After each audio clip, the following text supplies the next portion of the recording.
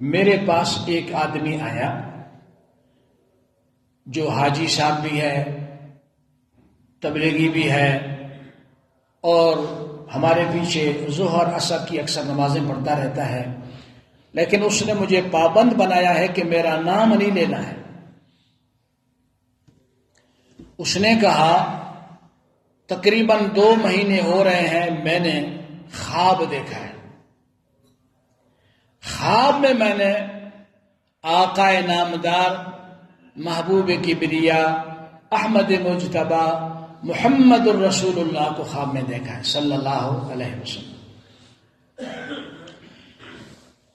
وہ شخص کہہ رہا تھا میں نے جب حضور پاک کو دیکھا تو حضور پاک بے چینی سے کروٹ بدل رہے تھے، کبھی اس سائیڈ میں کبھی اس سائیڈ میں۔ میں آگے بڑھا، حضور پاک صلی اللہ علیہ وسلم کے سر مبارک کو اپنے گود میں رکھا، آپ نے اپنے سر مبارک کو ہٹایا اور آپ نے فرمایا مجھے امت دکھا رہی ہے، میری امت مجھے دکھا رہی ہے۔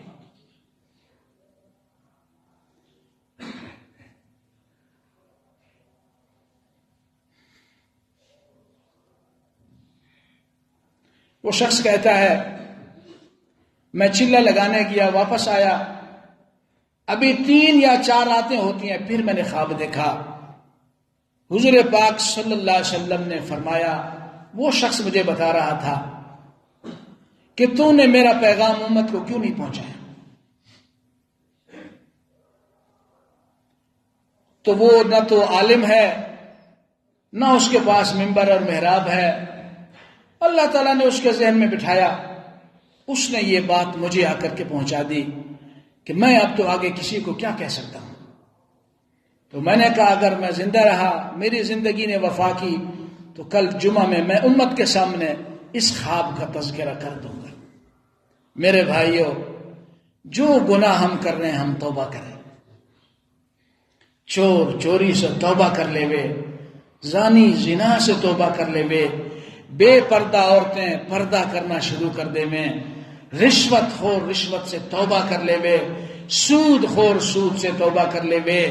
ہم میں سے ہر ایک اپنے آپ کو گناہ گار سمجھے۔ اب دیکھو نا، اب یہ خواب کا تذکرہ ہوا، شیطان ہمارے ذہن میں بٹھا کر دیکھا نا فلاں سود خور، فلاں رشوت والا۔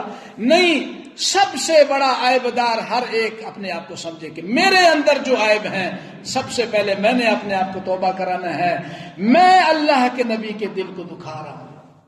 افسوس ہے اتنا پیارا نبی جس کو اللہ فرمائے یا ایھا المزمل یا ایھا المدثر، تیرے کمبل کا ذکر، تیری چادر مبارک کا ذکر، لعمرک، تیری زندگی کی قسم، اس حبیب خدا کو آج ہم دکھا رہے ہیں جو ساری رات ہمارے لیے رو رو کے اللہ سے دعائیں کیا کرتا تھا۔